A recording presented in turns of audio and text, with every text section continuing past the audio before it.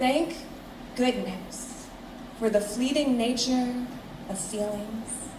Not one of them is permanent, so when it feels like we're dealing with insurmountable grief, perhaps its temporary timestamp can offer some relief.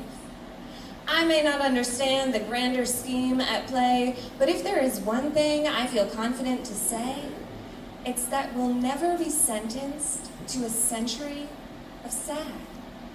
Hundreds of happy happenings have yet to be had. Don't believe me?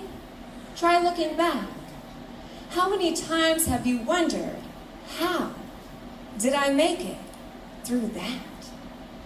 But make it you did.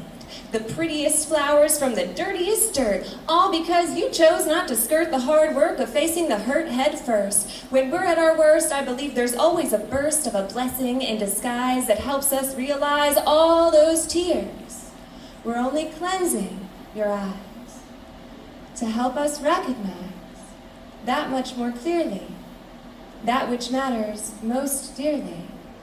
And these moments are merely an excerpt from the novel of your lives, setting the scene before our hero arrives at that pivotal plot twist which ensures they survive. But there would be no story without conflict, and no conflict without resolution.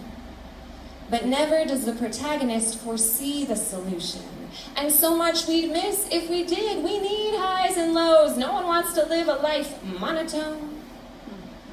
So when we're in the throes of despair, feeling hopeless beyond repair, may we stay most aware that we'll never be sentenced to a century of sorrow.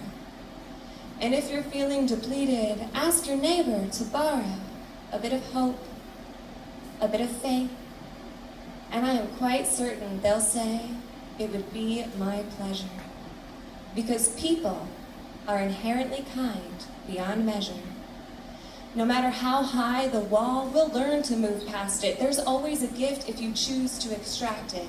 It may take time, but in situations most tragic, grief will give way to gladness, and therein lies the magic.